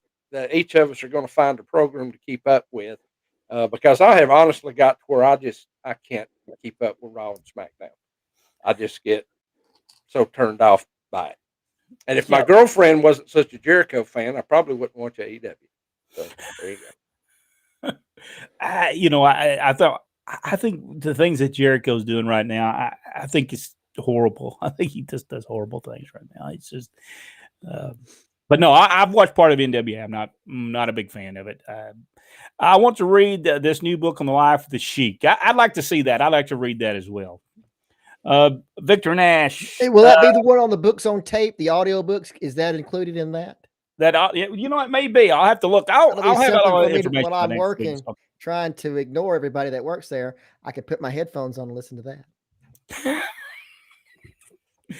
Jack, Full Gear is a stacked card. It's going to be a great show. I guess that you can look at it as a stacked card if that's what interests you. I think that for their fans, they are doing a tremendous show coming up. But that one match is the only one that has really piqued my interest as far as watching. Now, I do hope that Hangman Page finally gets to be the world champion. I think he's a great wrestler. I think he's got a great presence. He's good on the stick. He could be their future if they would do him right. But they make him a joke. Yeah. Good gracious. Yeah, Yes. the whole Marshmallow Man thing for the Halloween show. And the drinking the beer with all the other people, it just makes no sense. What a great worker he is. You just regulated into comedy. It makes no sense to me. Kevin Penley, by the way, when did JYD work for Continental? I don't believe he ever did. Now, I think we've discussed that before. No, he did Yeah, not. I don't think he ever did. Kevin Penley, the pre-sales on Amazon, all I know. Pre-sales of what? The What are sheep, we the talking sheep book is what he was talking about. Sheep book. We did say Paul sheep. Eubanks. Hello guys, how you doing, Paul? There's Paul. Man, I'm telling you, if you guys have never heard Paul Eubanks call a wrestling match, you are missing something, because that is as old school and as close to a Gordon Soley as you're going to find is Paul Eubanks. Oh, He beautiful. is fantastic. Excellent. Larry Brock. We were talking about Larry Brock. We were Hey, in there he somewhere is. in Florida. Where was we at? We was in like Bonifay or I don't know. We was at a high school somewhere. And he said, I just started watching this in True Statement and I forgot. He was going to make a profound statement. Yes. It's going to set the world on fire. Then he forgot. Try to remember what it was, Larry. Let's see. Brian Young. Yes, it's all. Yeah, his book is on Amazon. The Wrestlers, Masters of the Craft of Professional Wrestling. Get it on Amazon. You will like it. Also, by the way, folks, I will next week. I will tell you where it can be read to you. I will give you that information next week. There is a way that it can be read to you. If you just don't have time to read it, you want to, and we'll let everybody know about it next week. Derek Mitchell. What I enjoy about Mid South back days is episodic series. WWE is great recapping shows and angles. AEW is just wrestling matches for a niche fan base with no development angles. I agree with you, Derek, on that. Yeah, I would too. I agree, because they don't do something, because see, it was very important back in the territory days. There was a steps to things. There was a angle that produced a program that would either, now it doesn't necessarily mean the program will go 12 weeks. It may only go 4. It may only go 6. It's according to how they thought there was going to be. But they'd always have something behind it, and then behind it, and then behind that. And if you were a great booker, you kept something interesting going on at all times. Now, you could watch Mid-South Wrestling. You can go back and watch it and see where they just was starting over. There was times you could just see them starting over. But the majority of the time, they did do things that made sense from week to week. And sometimes it was just, they thought of it, something new. Hey, we'll do this week. It didn't work. Because if Dothan, Alabama didn't draw for Continental Wrestling, then they knew the rest of because that TV was going to play the very next week. If Dothan didn't draw, the rest of the towns weren't going to draw. So they know, okay, we need to change something completely. After that, they were able to change. So let's see. I just hit that. I didn't hit that again. So let's see. I'm also embarrassed a guy in the ring at Montgomery because he embarrassed me in the dressing room. I've also embarrassed a guy in the ring at Montgomery because he embarrassed me in the dressing room. Oh my goodness gracious! Bring him on here. Larry Brock is vicious. Wendy Arkers, there is a person that runs just about every week in Gaston, Alabama. Is that New South or new? No, Spartan, I believe. And they've actually got some good talent. They just do a horrendous job of advertising. Larry Brock said a great statement. I think it was probably Rodney was talking during that time. But who else would he be talking about? Larry knows what he's doing. He knows he's a great man. Rodney, I'm gonna miss you when you're gone. This Saturday night, the Saturday Night Wrestling show in Birmingham made me want to come to the Boutwell on Monday night. No local TV wrestling killed my interest. Joel French. I think if it's done correctly, Now you can't have $70 ticket prices by no No. stretch of the imagination. You know, you can't do that, and people coming to wrestling on a weekly or a The thing about it is it's not cheap, and it can't be done cheap. no. Not if you're going to run a Birmingham or Chattanooga or Knoxville. It you can't go on the cheap. It's you. Well, You're there going to and have to have some you know, funds. we've talked about this many times too. Is that back in the day, uh, TV was used to sell tickets Yes. because you didn't get to see those main event matches unless you actually showed up and bought a ticket to see them. You didn't get to see that on TV. Now everything's given away. And as I have stated before, if you go to what we call a house show, where there's no TV, there's no quote pay-per-view or big show, you're not going to see the same production that you see on television. You're not going to see it. And they're just not going to do it. And to me, that is the kiss of death. Jerry Jarrett, who is one of the smartest people in wrestling, said that if your TV show is better than your house show, you've got problems. And we've seen that more than once. The UWF with Bill Watts and Ken Mantell, greatest show that you've ever seen. You go to the house show, is like the difference between night and day. In fact, it wasn't worth going to it. You just as well to watch it on television. And so that's when you expose your own business. Really, you expose your own business to the fans. That if you want something of value, wait to the big shows and wait to the TV, because you're not going to get when they go to house shows. And that's something that you have to make sure you don't do. You do not do that. You know, I don't understand the purpose of WWE having big events. The people are paying for the $9.99 a month anyway, so why even have the big events anymore? It makes really no sense. It's not like a pay-per-view. I mean, why spend all that money for an event like that? Why not just have the TV? I think that all comes down to marketing and advertisers. You get bigger money from them for those bigger events. Because man, they mean nothing anymore. They just don't mean nothing.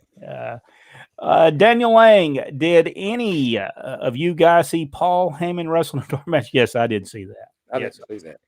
Yeah, he tripped. Well, all he did was trip and fall, I think, and then he got beat up by somebody. I can't remember who it was. That's what I saw. Now that could have been something else. Brian Young, go ahead, Rod. Well, I was going to say that when she was talking about the show on Saturday and then going to Birmingham Monday night, the house show in Birmingham fed you to go to the TV on Saturday, to go to the house show on Monday, to go, and it was one helping the other. Without the house show, the TV meant nothing. Okay, you know what I'm saying? Without the TV, the house show meant nothing. So one helped the other, and they boosted each other. So people that didn't go to Monday night to the Boutwell Auditorium tuned in Saturday to see what they missed, and maybe we could get to go to the Boutwell on Monday again. So, but it helps one another. And for whatever reason, now that psychology, that way of thinking is gone and may never come back. But they don't even do it on their own TV shows. They don't do something on Monday night to make you want to watch it again Monday night. They begin it and they end it, and it's there's no reason to turn it on and watch it again. Yeah, seriously, and for Raw for next week, we have no idea what's going to be for next week. Yeah. I think it's going to be went off and Jack in the main event. But I can give you an idea. The same people who wrestled last week will wrestle again this week. Well, they follow that same pattern they have for so long. Survivor Series is coming up, so you're going to have singles, maybe even tag team matches where everybody involved in that Survivor Series, actual Survivor Series match, is going to be involved. It's the same thing they do every year leading up to this one. And just and they just have this repetitive thing that they do for every pay-per-view that they have coming up. Honestly, I think the reason that WrestleMania and SummerSlam are the draws is because they put more work into it from a creative standpoint, because they know they've got to make those big. But it just seems like, we got another pay-per-view this month. I don't know what's this one. I don't know. Let's throw this out there. Yeah, it they do have a formula, and that same formula, that's why the territories went out of business. They would not change that formula. I mean, it was almost like pulling teeth to get them to understand that we needed to build to something. It was just not week to week. We needed to build to something. My goodness, more red face fighting and kicking and cussing has there ever been over that. That's right. We can all send floral wreath to Ring of Honor. I don't know. I don't know if they're going to make it or not. I hope they do with the new format because it's going to get a lot more independent guys exposure.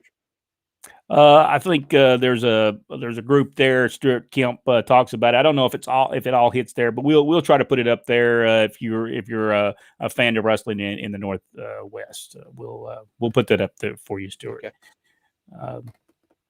Because it won't all fit on there, so we'll have to put it on there when, and we'll make sure to tell them that they sent you. Charles said Books.com for all farm fresh bellflowers. Are you getting a kickback, girl? Very nicely done. Very nicely done, Charles. Very nicely done. Daniel Lang asked, he said, "Brent, did you use Smoke Sabbath?" Yes, I did. I did. I did. That's how he found it. To Baby Doll, so it'd be all right. Just joking. I did not send any to Baby Doll. Hi, guys. I'm late tonight. Chaplain Freddie Rooster Roper. He's been busy painting because he has put out some awesome looking stuff here lately. Yeah, I've seen it. It's tremendous stuff. Rest in peace, the King Kong Angelo Mosca, Steve Wishner. Eric is with us. Bring back the big gold belt. Lord, I wish WWE would do that. I hate those. I just wish they would do. They got decent ratings. I'm not saying they have ratings what they had years ago. They have decent ratings. Just think if they do something innovative and new, that 1.9 million might come up to 4 or 5 million if you just do something new. I don't care if you just have to. I'll give them one little suggestion. Just go back. And they've got I think they got tapes of things they did years ago. Just go back to the 1970s and just repeat what you did in 1970. Quit repeating what you did the last 20 years. They're going to have to find a team like the Valiant Brothers. And I can tell you right now, Ziggler and Rude is not it. Well, maybe if they don't really. They have son either. There's very few actual tag teams left anymore. It's just two single guys working together and not in conjunction with each other. Yeah, there's no Andersons left anymore. Funks, Briscoes, the Oates brothers. If you've not seen the Oates brothers, you got to watch that on YouTube. Now, I'm going to tell you, FTR, that's in AEW. Now, they're a throwback team. That's the one Tully Blanchard manages. Those guys know how to tag team wrestle. But they're one of the few. And the problem is they're putting them against other teams that don't know how to tag team. Will they ever change the championship belt designs? The ones they now absolutely suck. Those are basically, what they're concerned about because they send all those replica belts, like the Braves just got one. But they send those out so that they're recognizable wherever they're at. If you see that out anywhere, that's a WWE championship belt. It's a marketing thing for them. They don't care about the originality or anything else. That marketing is the only thing they're concerned about. Steve Wishner, I'm not for sure. Any lad, KC99 SB4. What's that mean? Talking about Otis. Talking about when we were talking about Otis Sistra. Oh, okay. Kansas City. Yes. Kansas City Chiefs. Okay. Your guys' thoughts on Angelo Mosca Jr.? I thought he was a decent wrestler, but he just had no personality whatsoever. He was hot in the Carolinas, winning the Atlantic title 3 times. He only lasted, I think I read today, 2.5 years. He said that he just flat did not enjoy doing it, that he was too quiet and reserved in his personal life, that he's still uncomfortable today when people recognize him. He just does not enjoy that. Wow. Rodney? Angelo Mosca Jr. Yeah, very good. I think very decent. I think he would have been better off with not using the junior name, but other than that, he was a good wrestler. Yeah, Yeah, no, he was a great he was wrestler. trained by the Grahams, not Mike, because Mike didn't like him because Eddie liked the guy too much. I think Mike was jealous.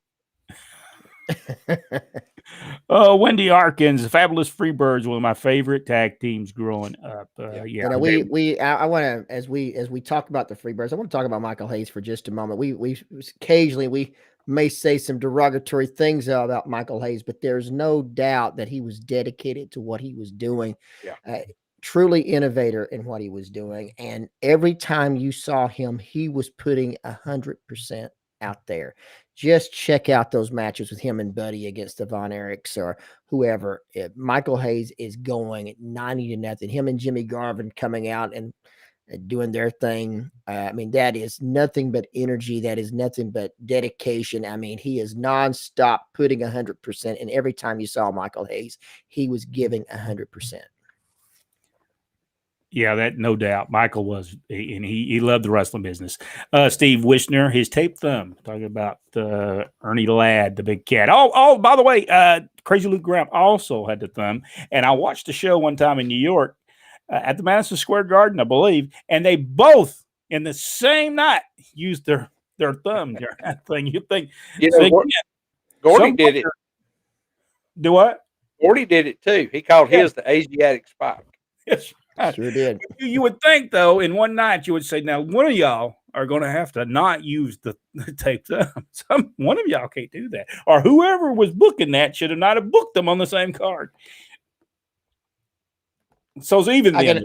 I can hear both of them. You're taking away my gimmick. You're taking away my gimmick.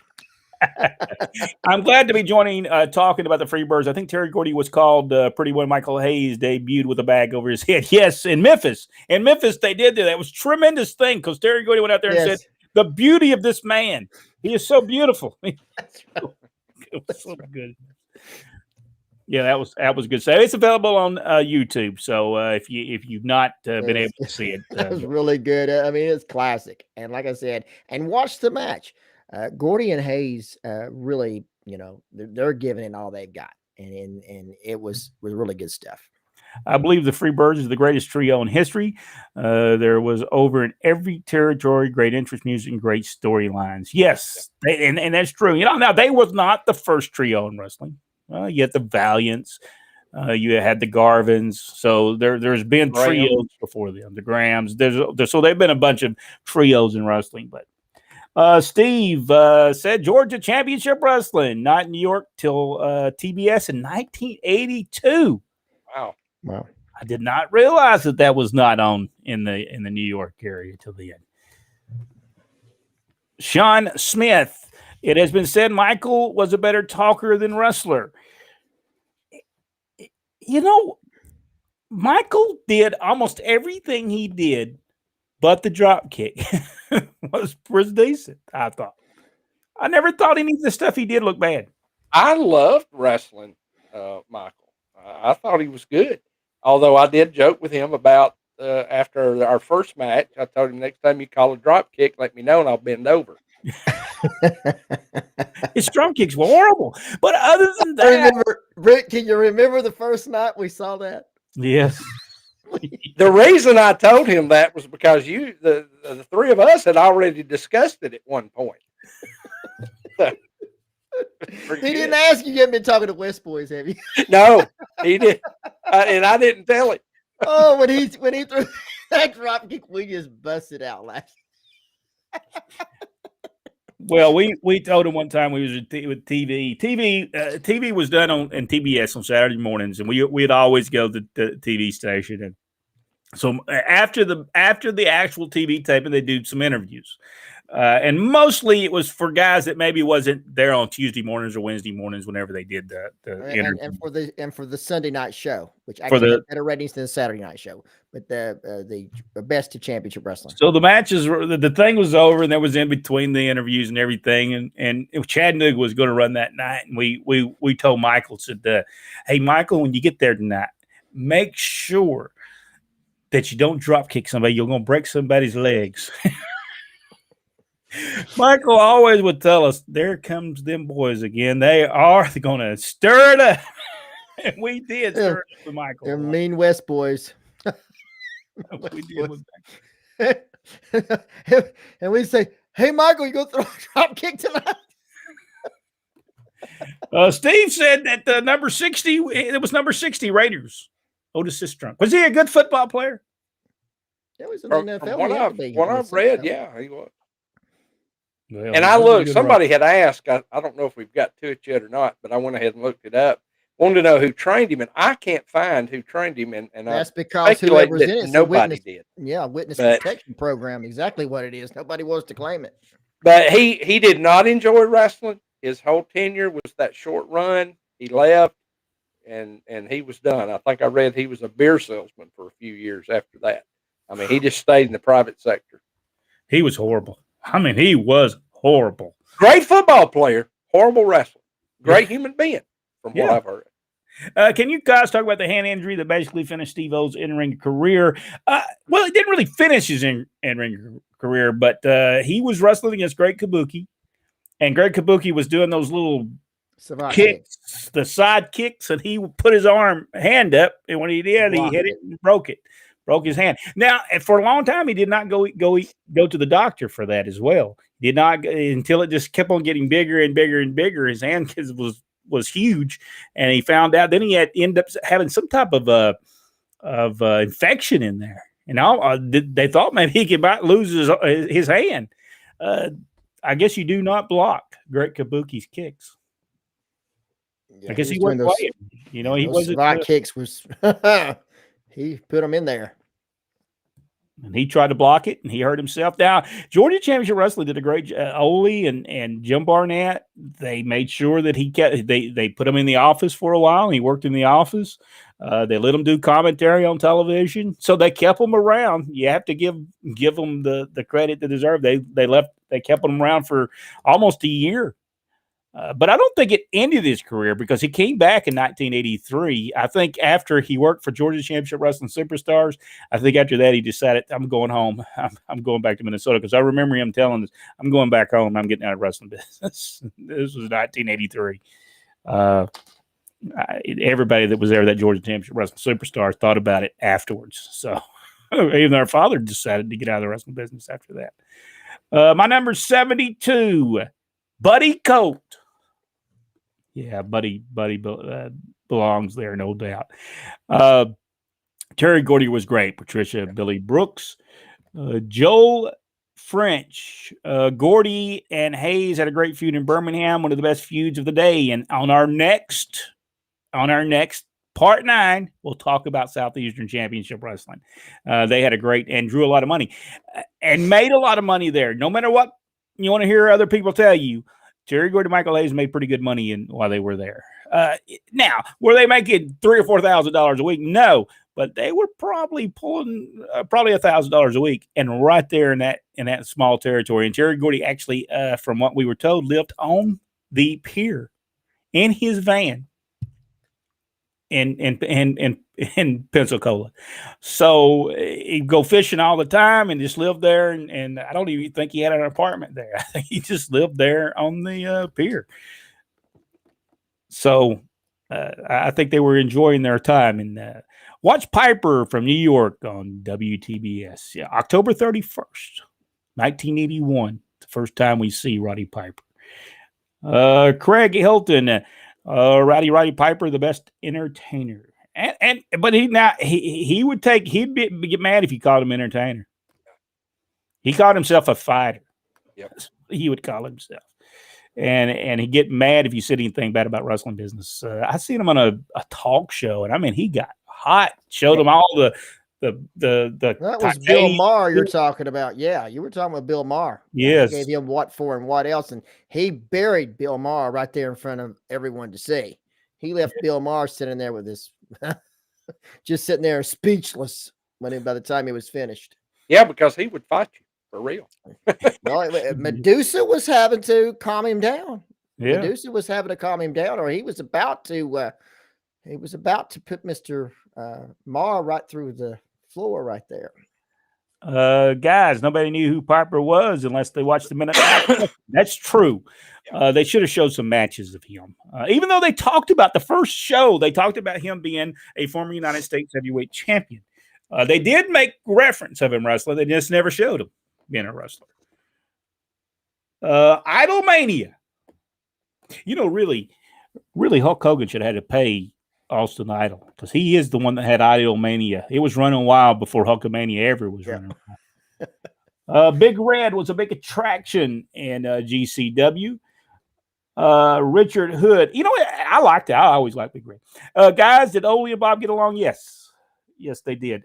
Now, Ole did fire Bob one time.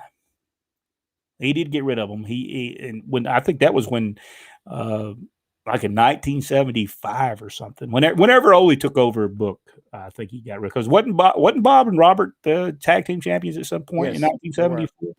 They were. 1972, number 72, superstar Bill Dundee. Yes, Bill was always tremendous. Brian Young, Mildred Total Burke. class act. His experience, you could see it every time he went to the ring. You could see that talent. Even though he wasn't the tallest of any of the wrestlers for sure, but he made up for it with personality, talent, and did things back then that not a lot of people were doing. Yeah. Mildred Burke was amazing talent. Great pick. Brent West from Brian Young. Rick Brooks said Otis Sistrunk was more successful and famous as a world champion Oakland Raider. Brian Young, I saw Below the Belt. Not a great film, but a great piece of history for wrestling. Number 72. Now, Wendy's got two 72s. There was a tie. It was Jimmy Golden and Bill Dundee. Well, I mean, you could have a tie. I almost had a tie, but I had to disqualify Randy Orton Jr.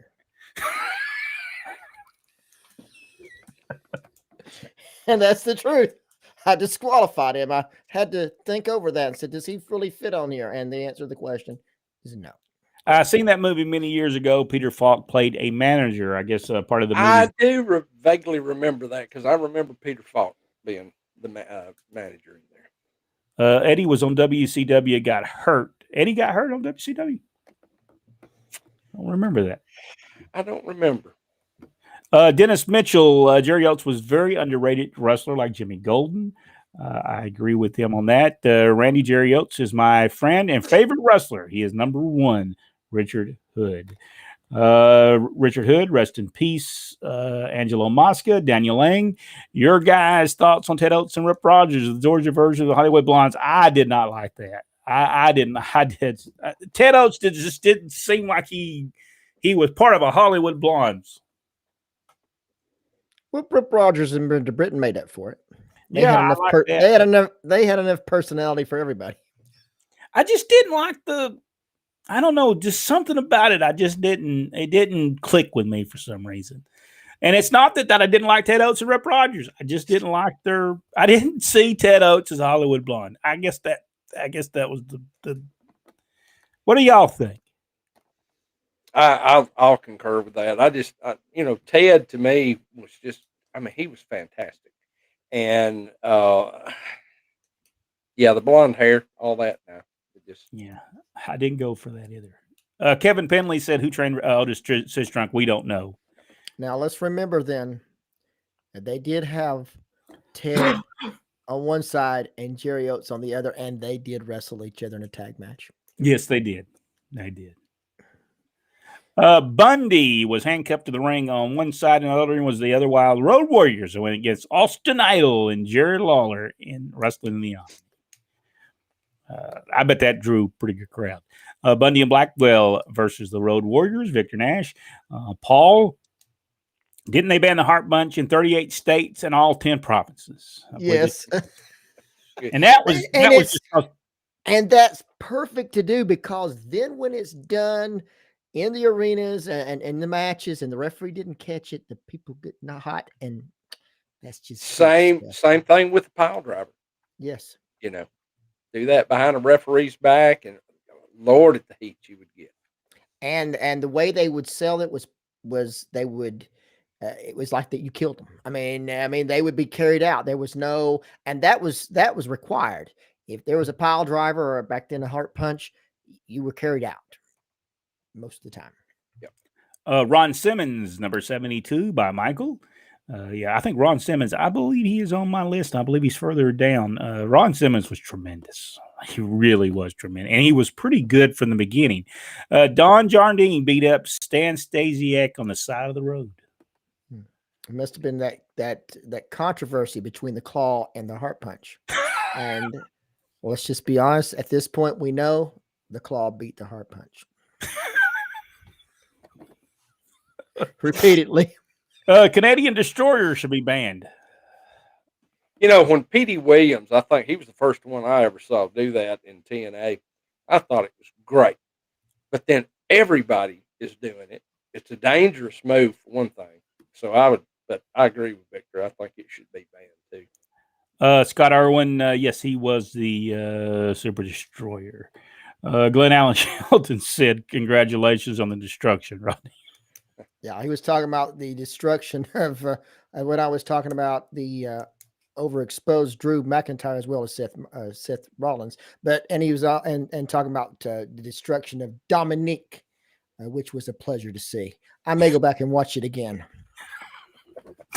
As it has been said many times, a finish is a finish. The only time it is not if it's being used to further an angle. Yeah, I agree with you on that. Victor Nash, Vince done lost his mind. Why would you have your champion be wrestle a match and it's not the opening bout of the main event? I agree with that. Brandy got with us and said, "Love me some Jericho."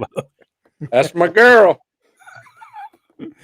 Derek Mitchell, not a fan of AEW. It's for a very niche crowd, but lacking storylines besides Paige and Omega, MJF, and is that Darby Allin? Yeah, is that who that is? Derek Mitchell. Yeah, we are not in their demographic. No, no.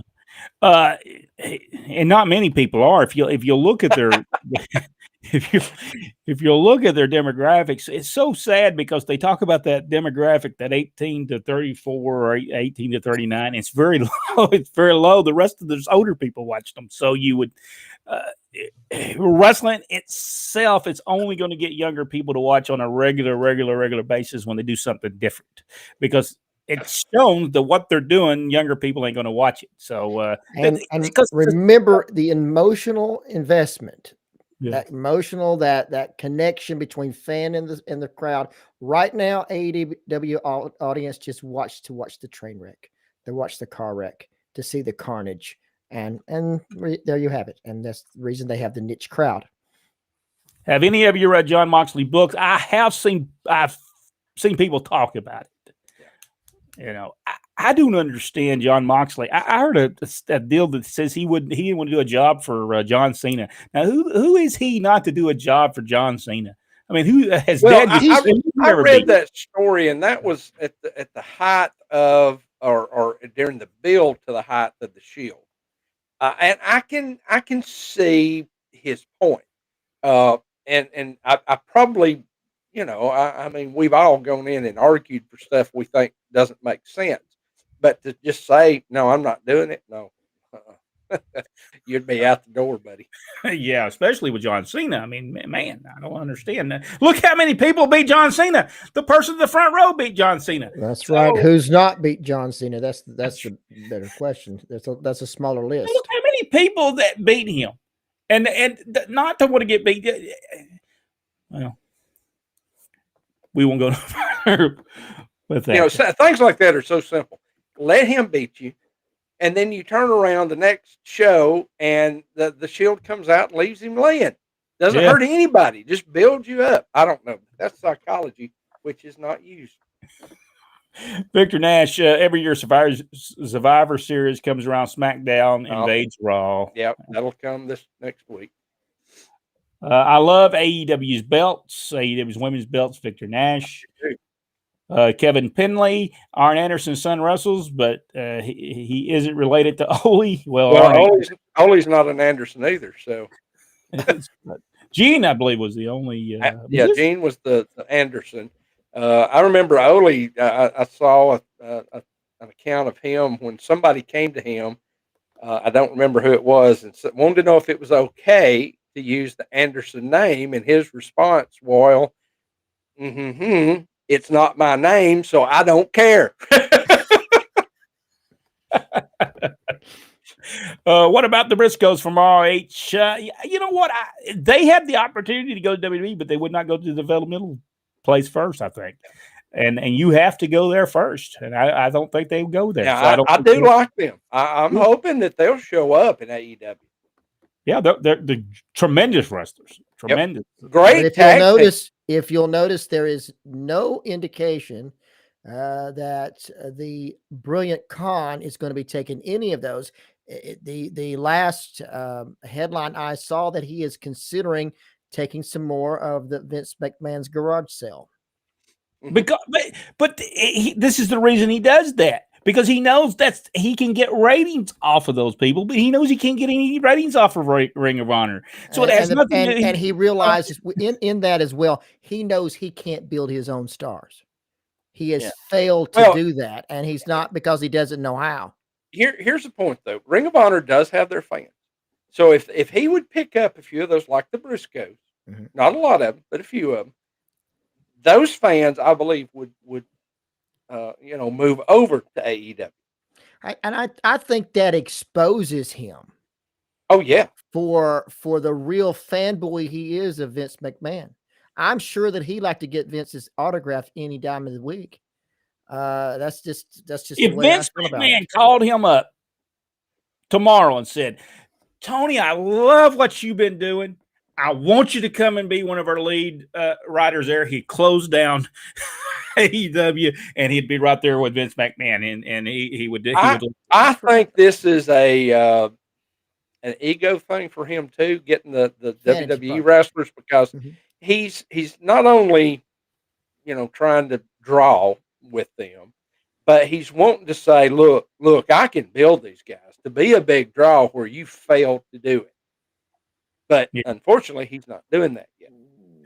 This is true. All right, let's see where the jobbers play. What that means.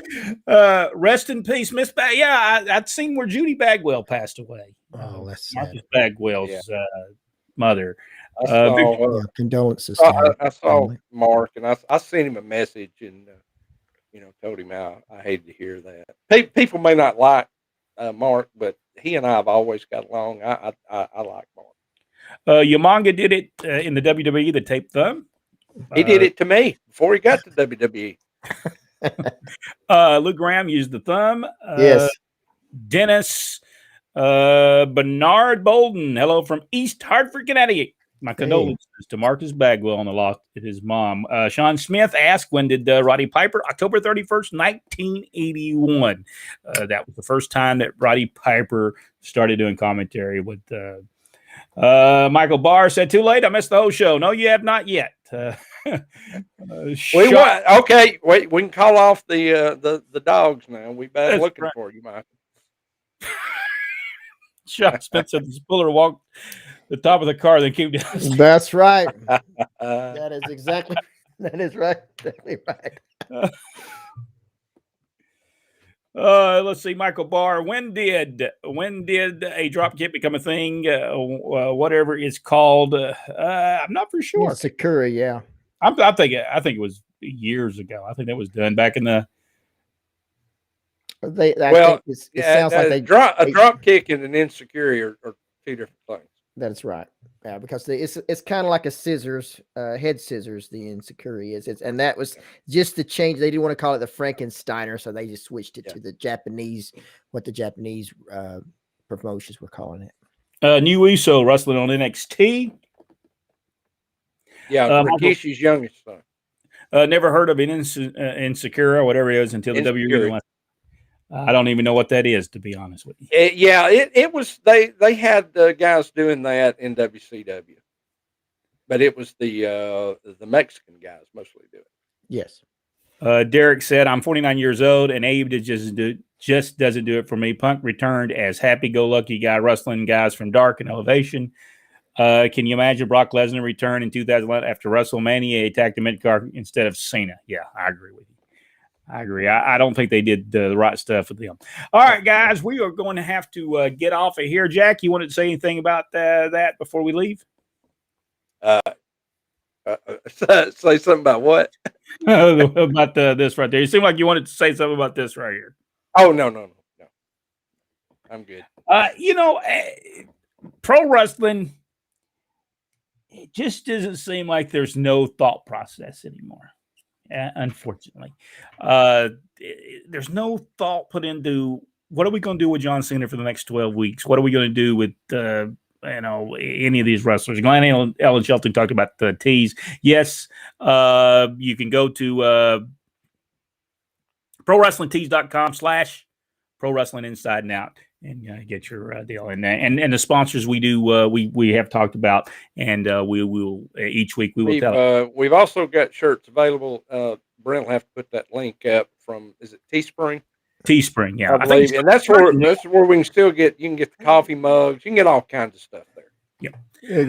There you go. Michael Barr. Crazy match when they put Rey Mysterio's son against a bodybuilder 6 times bigger than him. Yeah, we talked bodybuilder, MMA fighter, legit tough guy. Yeah, it's crazy. All right, guys. Thank you all so much. We want to thank everybody for being a part of Pro Wrestling Inside and Out. We're getting close to Thanksgiving and Christmas. And so, hey, go to Books.com. New Books 20. You can buy you some Thanksgiving flowers and get over there and get that. In the meantime, we're still looking for Pabst Blue Ribbon to sponsor me. That's right.